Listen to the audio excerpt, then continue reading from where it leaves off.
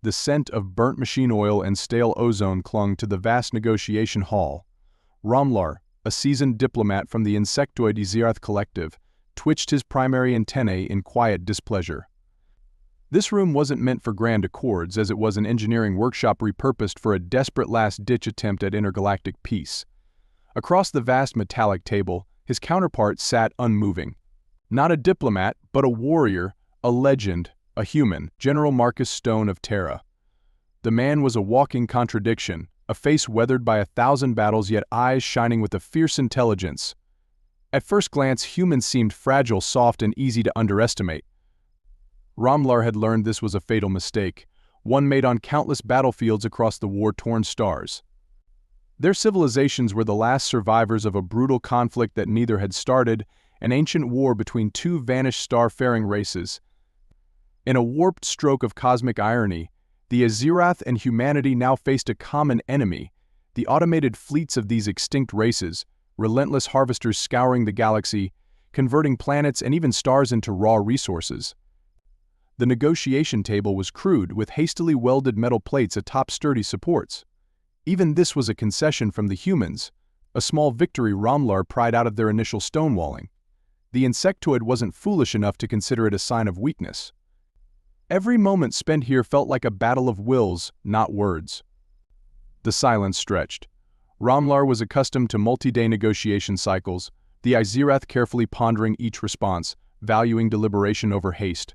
But humans, they thrived on momentum, on rapid strikes. Yet this General Stone was playing an uncharacteristically slow game. Finally, the human leaned forward. It was not an aggressive posture, Romlar noted, but one of a predator scenting the kill. "You've run the simulations, Romlar. We both know the numbers don't stack up, not on their current trajectory." True. Even if they combined forces, their fleets couldn't halt the relentless advance of the automated harvesters. Each system fell within months, its resources and energy feeding the enemy's exponential growth. Romlar ran the calculations again, a morbid fascination the insectoids and humans seemed to share. Even a perfectly executed defensive line would merely prolong the inevitable. "There is always hope," Romlar responded, his voice a low insectoid hum. "A new weapon, a hidden vulnerability." General Stone let out a sigh that bordered on a growl. "Hope won't stop fleets that outnumber our alliance 10-1. We need a miracle, and miracles are a poor foundation for strategy." Romlar had to concede the point. The humans were infuriatingly practical. They had offered to share technologies, ship designs, and limited strategic data, useful but nothing that fundamentally changed the equation. They seemed to be holding something back, waiting for Romlar to, what? For him to cave? For him to plead? Romlar felt his secondary antennae twitch, a sure sign of stress among the Xyrath. He'd been tasked with establishing a united front, forging an alliance, something to give hope to two dying civilizations. Yet these humans had little interest in sentiment, and hope seemed to be a strategic liability in their eyes. General Romlar began, carefully arranging his thoughts. "Perhaps we are approaching this from the wrong angle. We see fleets and you see soldiers.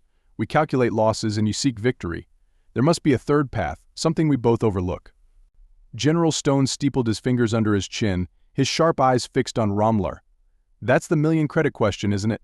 You, as Xyrath, are smart, masters of computation and logistics.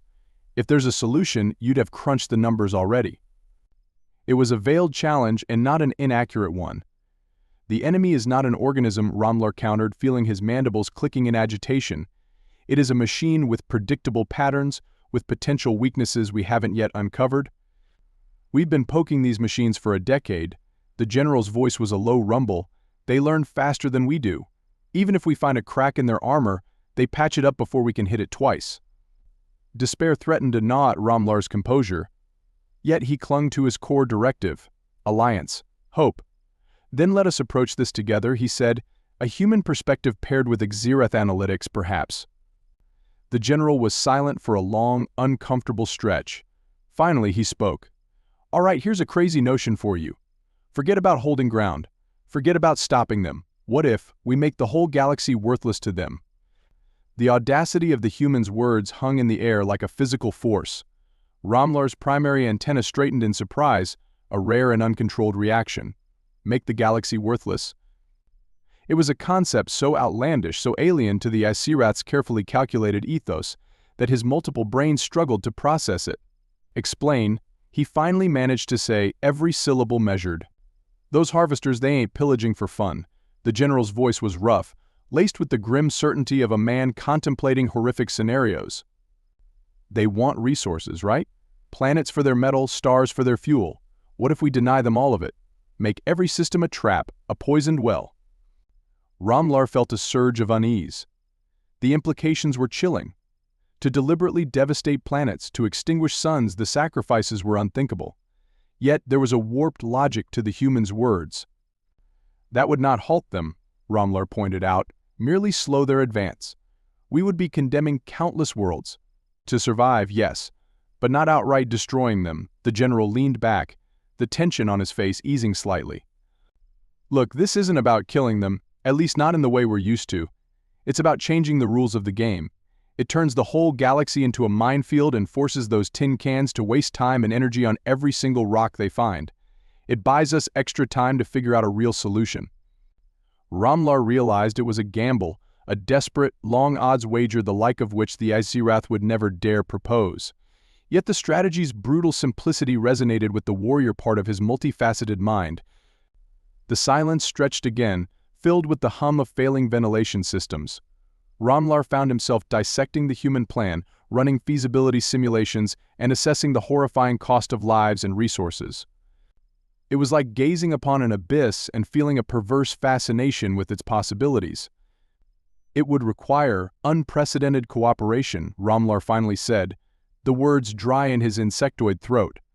Our fleets would have to operate in tandem, sharing logistics, tactical data, everything. It would be a true merger of our capabilities. And that's a problem. Why? The general's tone was sharp. Romlar considered this. Centuries of distrust and rivalry couldn't simply be erased.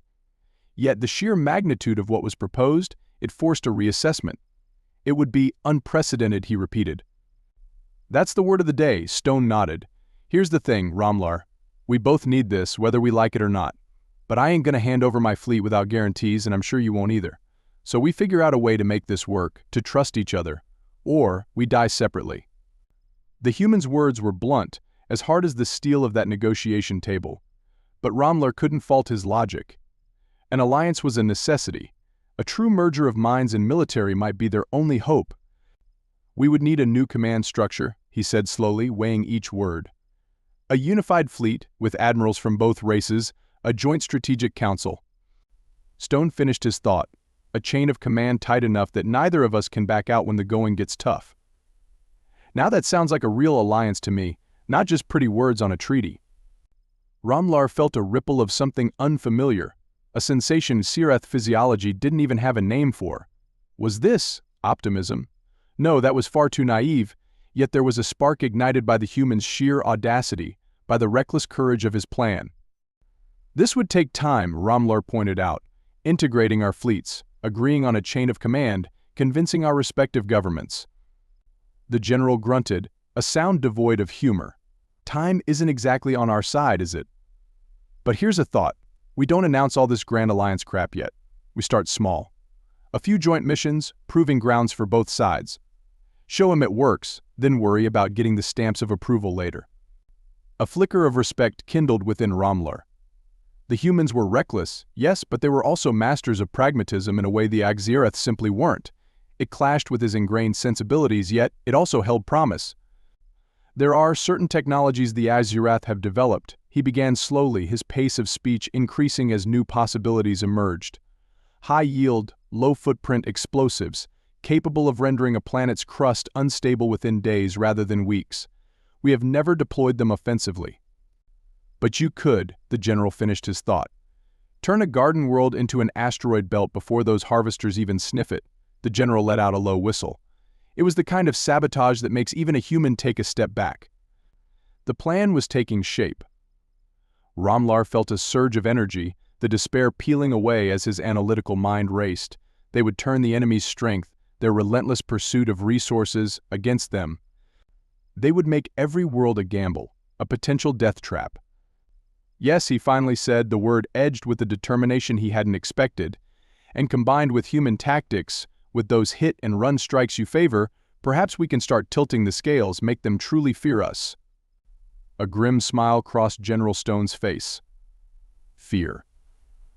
Yeah, that's a language those machines might finally understand. He stood, extending a hand across the table.